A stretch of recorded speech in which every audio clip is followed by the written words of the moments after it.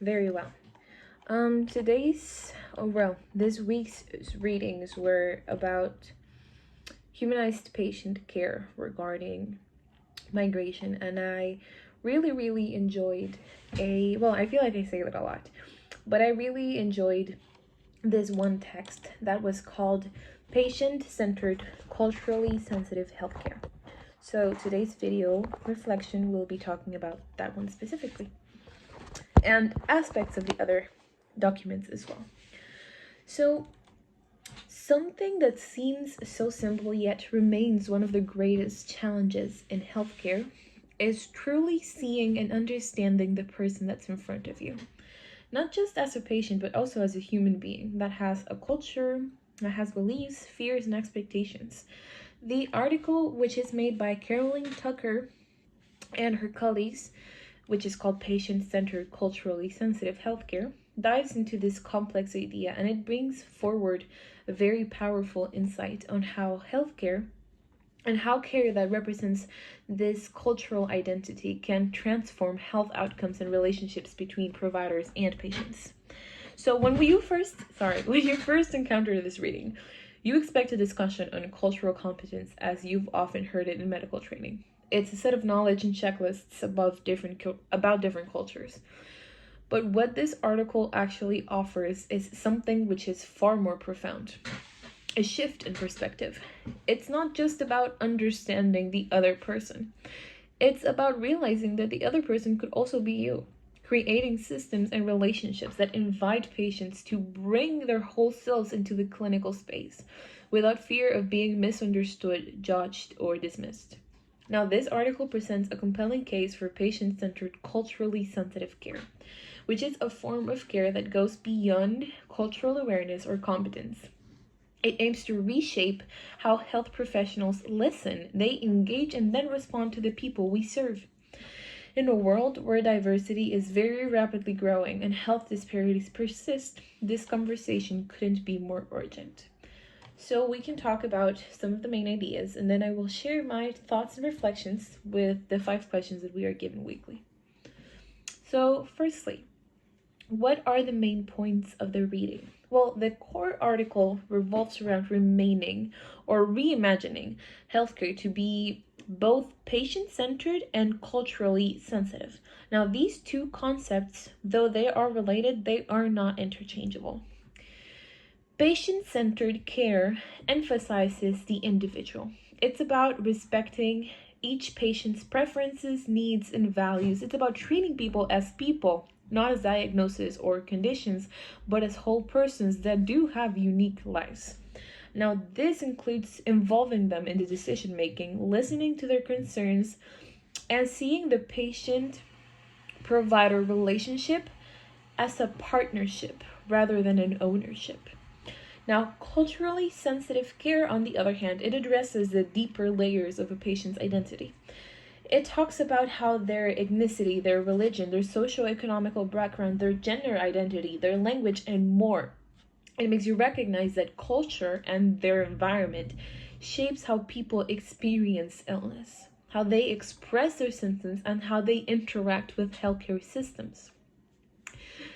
What they propose is a model that combines both care that is personally responsive and that is also culturally aware.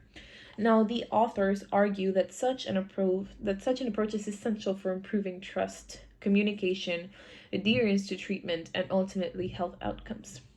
Now, another point that is key is that the patient-centered, culturally sensitive healthcare model, which it's organized in many letters, it's PCCSHC. It serves as a framework for both evaluating and enhancing healthcare environments and provider behaviors. It highlights that culturally sensitive care is not only about acknowledging attitudes, but about the environment, the policies, and the interactions that define the clinical experience for both the patient and the provider. And it also stresses the importance of involving patients in the development of care guidelines and evaluation in healthcare quality. Now, rather than defining cultural sensitivity from the outside, patients themselves should define what respectful and relevant care looks like for them, because we might have different ideas of what that looks like. And finally, the article calls for an institutional commitment. Through training, self-assessment tools, and system-level changes, you can make a culturally sensitive care for standard patients, but not only an exception. Sorry, you make it a standard, not an exception. So, was anything unclear or confusing? At first, you can find a distinction of cultural competence and cultural sensibility a little blurry, mostly because in many academic or professional settings, these terms can be used interchangeably. Now, what helps clarify it is how you stress that cultural sensitivity is defined by patients, not just given by institutions. In other words, cultural competence often places the burden on the provider's side to learn about different cultures as if they were a fixed set of facts. But how cultural sensitivity is more dynamic. It's about how care is delivered in ways that we can be respectful and make patients feel included and seen. It is on their terms and how we can abide to those terms. Now, the shift in focus from provider knowledge to patient experience is very subtle, but it's also very powerful. And it challenged how I previously understood the idea of inclusive care. It's not about the things that I can and I'm willing to do for you. It's what you need me to do in order to be okay. So, what was new to me and how did it impact or change a way about how I think or perceive things? Well, what was most new and impactful for me was the emphasis on patients defining the criteria for culturally sensitive care. As we mentioned before, this flips the traditional power dynamic in healthcare. Instead of professionals setting the standard, patients can then become co-creator of what quality care looks like, and they can also organize the healthcare that they are receiving.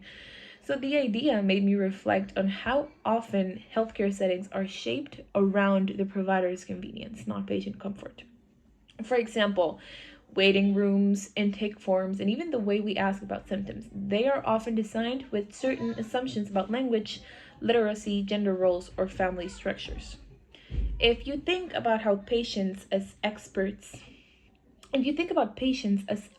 in their own experience and you invite them to define respectful care, not only does it feel ethically right, but it is practically necessary in multifunctional societies.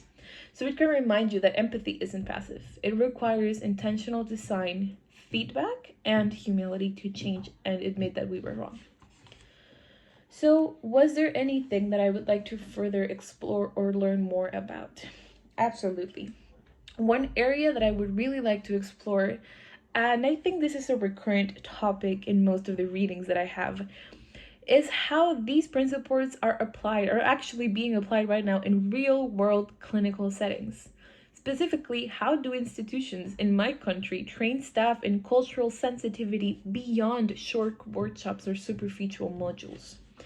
I would also like to learn more about these patient-defined evaluation tools. Now, this article mentions that the culturally sensitive healthcare inventory, which measures patients' perceptions of their care, are important for provider behaviors.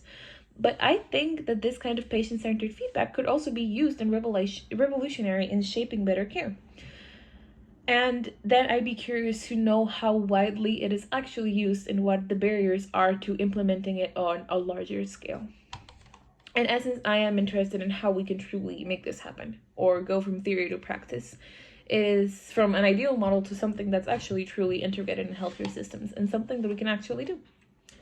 And lastly, one specific example or an aspect of experience in the personal or professional life that is related to this main topic.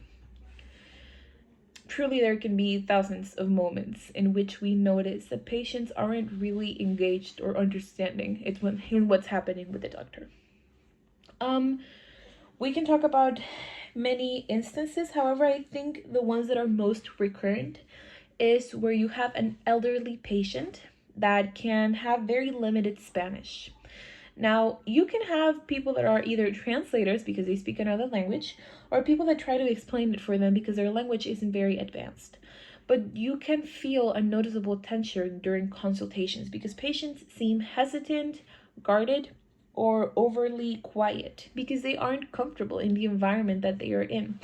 And there are some settings in which the patient is allowed to be accompanied by a sibling, by their mother, by their children. However, when this person of safety is taken away from them, it is almost impossible to truly grasp what they are experiencing. There's a lot of elderly people who just keep nodding yes to everything that the doctor says. But later, they usually tell the nurses, which are more close or which are closer to them, that they didn't understand anything. But they're afraid of being seen as difficult, ungrateful, or dumb. These moments stay with you. It is a painful reminder that sensitivity is not just about language, it's also about creating an environment where people feel safe enough to actually be honest. It means slowing down, checking assumptions, and asking not just what's wrong, but what matters to the patient in order to fix it. The article gives you a lot of language and framework to understand the experience more deeply. And it also reaffirms, if you had it already, the commitment to being a healthcare professional who sees cultural differences not as a challenge to overcome, but as an opportunity to connect more meaningfully. Thank you.